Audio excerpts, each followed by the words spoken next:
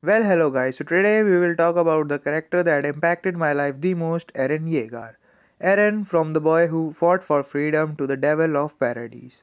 And in this video, I will try to show you both perspectives of ending defenders and ending haters too. And in the end, you decide.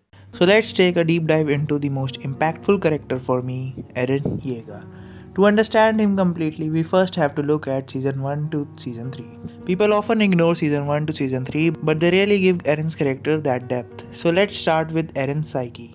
At first, Eren saw the world from a very white and black perspective. For him, the world was just divided between oppressors and the one they oppressed. Oppressors who abuse their power to oppress the weaker ones, and they are monsters for him who don't deserve to live. And we can clearly see this in the scene where he rescued Mikasa. Eren stabbed the guy God knows how many times without any remorse, which is impossible for a normal child. And he even later told this to his father that he just killed monsters. And people wondering about the tears he had were just the tears for Mikasa. How can someone destroy someone's life like that? And that's one of the reasons why Mikasa falls in love with him. As earlier it showed that how she saw in this cruel world the powerful one will always be oppressing the weaker one. The cruel food chain in which the powerful species is just killing the weaker one. Some animals killing a small animal, some men killing animals, etc. But that day she saw the beauty in that cruel world. Someone fighting for the weak, thus creating her philosophy, we live in a cruel yet beautiful world, which we will discuss more about later as how it ties with Eren's philosophy and his character. Another example of this is when Armin asked Eren that how could he jump into Titan's mouth, how that didn't scare him, and Eren replied that he's just made like that. He gets motivated and has an instant determination to defeat the one that is trying to take away his or an innocent's freedom. And that's why he wanna kill all the titans, oppressors, and free the oppressed, humanity. But why he is so keen and determined on this? That takes us to another life philosophy of Eren, that living in ignorance and having a delusional happiness disgusts him. Let's take an example for this too in Lost Girl manga, where Eren asks that wouldn't she wanna explore the jungles? What's outside the jungle? What's outside the wall? To which Mikasa replied that is not doing that a wrong thing? We will come to this statement later and how this tells us a lot about Mikasa's character and how it's opposes Eren philosophy. To which Eren replied that no, it isn't a bad thing, but living like that is living like a chicken who lives in ignorance in a cage for their whole life because they got food and have a good life for a while and they realize their ignorance the day they are killed. Here Eren is referring to the people inside the wall, completely ignoring the Titan's threat, for whom the Titan's threat, scout members dying, and all the politics going on is nothing but a thing to read in newspaper. Now it can be the fear that stops them, or they are just too lazy enough to do anything, or they just don't care. Whatever that thing is, that thing caged them enough to live a life in ignorance. And that's the reason for his insane determination towards his goal and never give up nature. Even determination word didn't seem enough to describe his senseless strife. This is the reason why Levi said that Eren is a monster, not because of the Titan powers, but because he will never give up even if the world is against him, which is insane foreshadowing. And that's what caged Eren, as his drive makes him unappreciative of all the good things that he already has and took away his peace of mind. It's really ironic that this psyche and personality of Eren is what drives him towards freedom and not live in ignorance like other people of Paradise, but at the same time it caged Eren. It's ironic that his desire for freedom is what caged him. And to add on all of that was the death of his mother. That gave his desire a personal reason now. Revenge for his mother. Revenge for his mother is not the main factor, but definitely a side factor that gave Eren even more of a push. So there was no stopping to Eren, who was so much fixated on black and white view of freedom, except one, and that was Eren himself and his another cage. We usually aren't caged by our goals, but our fears and insecurities. And one insecurity caged Eren too.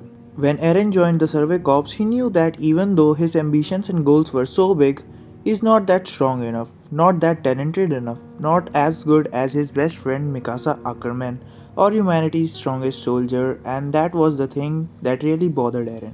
When he joined the Survey Corps, he got killed on his very first mission, leaving all of his dreams behind, unsatisfied and unhappy. But then something happened, and after so many years, a hope for both Eren and humanity.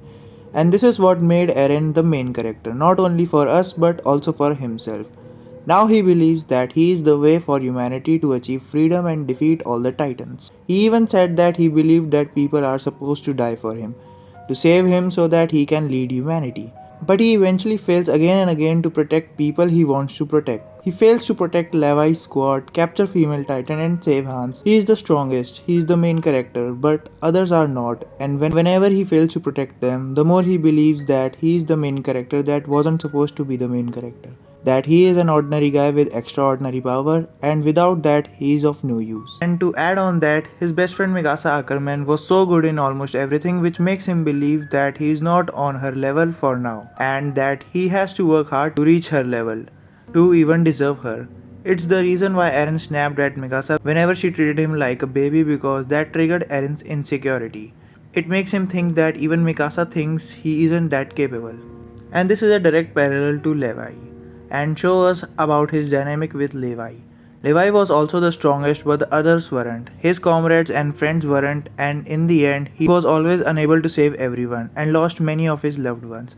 But he kept moving forward because he is humanity's greatest weapon, and all this grief and anger piled up inside him, which he lets out on Titan by cutting them brutally. We will get into Levi some other day, but for now I wanted to show Eren's dynamic and parallels with Levi. Now there are two key moments where Eren totally lost his senseless drive. One when Hans died, and one when he came to know that his dad killed the royal family. When Hans died in front of Eren the same way his mom died and he couldn't do anything, Eren truly breaks. Breaks to the point where instead of crying to show his pain, he started laughing. Laughing at himself, that how he is still unable to protect his people. This is where he truly believes that he never deserved this mantle of savior of humanity, that he is a failure. And this is where he stopped trying to turn into Attack Titan and fight for survival. Compare this to his near-death experience in Season 1, where he even refused to die when he was in Titan's stomach. But now he just lies there and accepting his death, his powerlessness, until Mikasa came.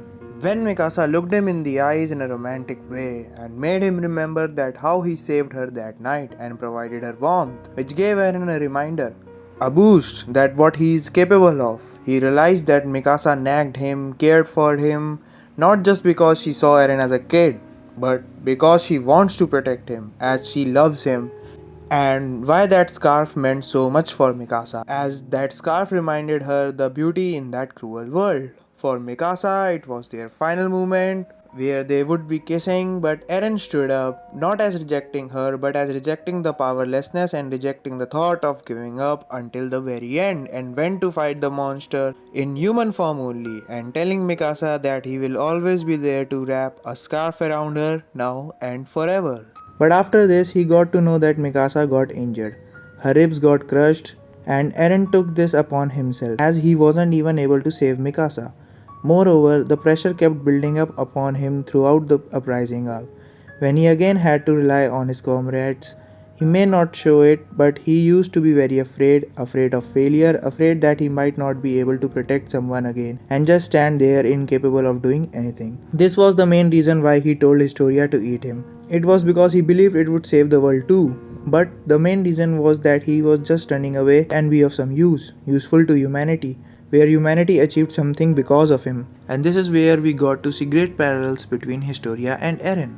Historia, like Eren, also believed that she shouldn't exist, to the point she wore a completely new identity, a mask she always wears so that some people may recognize her. She was also caged by this psyche, and because of her past, she believed it wholeheartedly and also tried to escape it through death, a heroic death, so that people would recognize her. And the only one who saw this through her was Ymir, who first pointed this thing out in her, and before her death asked Historia to live the way she wanted to. Well, we will go into her character some other day, but Ymir's confirmed death made Historia change and remove the mask of her and accept herself. And this is where Eren pointed out that he likes this Historia more, because she is real now and it feels like she has finally removed her mask, which made Historia happy.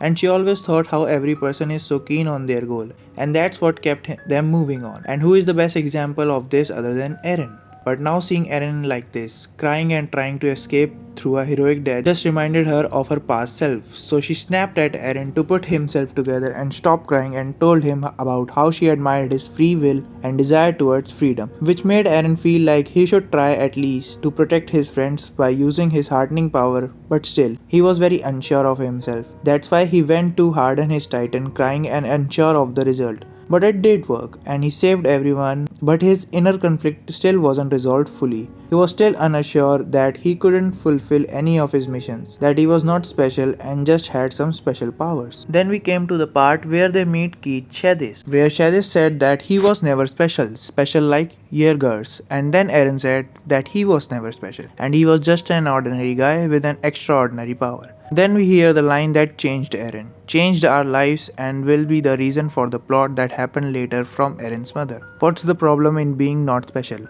Aren't you just special just because you were born in this world? And this line just hit not only to Keith but also to Eren and to all of us, and gives us a very strong message as we all try really hard to be special and end up overburdening ourselves, which psychologically distances us from others just like Eren was. But this is where Eren truly changed. And now we will get into the core relationship of the series, and that is Eren and Mikasa. As I have mentioned before, the scene where Eren asks that how can Mikasa live inside her house without exploring the jungle or outside the wall, and Mikasa replied, well, what's the problem in living like that? And Eren said that it's like living like a chicken who lives in ignorance in a cage and one day it gets executed. This tells us a lot about both of their philosophies, that Eren dreams too big to make his and his loved ones' lives better, but at the same time he kind of fails to appreciate the already good things he had in his life, while Mikasa is completely opposite.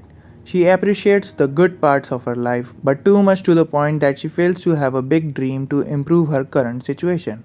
And we can see that in season 1 where Eren was dying, he thought about his dreams and how he couldn't achieve them, while Mikasa said she lived a good life even though we know that she didn't. And this thing also reflect in their signature lines. Eren, if you win, you live. If you lose, you die. If you don't fight, you can't win. So fight, fight. Tatakai, Tatakai. And Mikasa's line is, we live in a cruel yet beautiful world. We say that Eren taught Mikasa how to live and Mikasa taught Eren how to love. But what does this mean? It means that Eren taught her to see the bigger picture and Mikasa taught him to also appreciate the good things around him. And we can see that growth in both of them, where he asked Mikasa that why didn't she come and stopped him, finally showing that he started appreciating things around him and is not completely in despair. And also he confessed to Mikasa that he was obsessed with unnecessary worrying and felt inferior to her, but now he understood that he didn't need to be special but just to fill out his role, as everyone has their own strengths and weaknesses. And this is where he believed in himself, in going to Yanshina and blocking the gate, and her letting Eren and Armin do their own thing. I have a separate video about her, you can check it out, how she grew up. And this is where both Eren and Mikasa became mentally free, not physically but mentally. The personality that caged them, they grew out of it and did what was necessary and achieve a peace of mind. We can see Eren learning about how titans are just tortured souls. So he actually left one without killing them, and he finally blocked the gate. He asked Mikasa did he actually did that, and Mikasa replied, of course, believe in yourself. So this was the insane development that Eren went through until now. Eren was a boy who was chasing physical freedom, but in that chase he became mentally caged, but he recognized his mistakes and drawbacks and worked on himself and finally freed himself from the psyche that was leading towards his downfall. This also gives us a great message about not being a slave to our insecurities, past traumas or desires, that we should be the one having control over them instead of getting controlled by them. And Eren till season 3 is a great example of that. But even if Eren started appreciating things around him, it doesn't mean that he was not still very much keen on his goal of freedom. He still won't be happy until they achieve a life where their lives aren't threatened anymore and they will be living peacefully. And that was the reason why he wasn't happy at the beach, because the goal and freedom he dreamed of weren't achieved, and that disappointment made him sad and unappreciative again. And this showed us the difference between Eren and Armin's view of the ocean. Armin viewed it as curiosity and knowledge, while Eren believed that there was an ocean and they just don't have the freedom to see it. And they will achieve their dream once they reach the ocean. And after that, the freedom will be achieved. But it wasn't, and the ocean just became another wall he had to cross.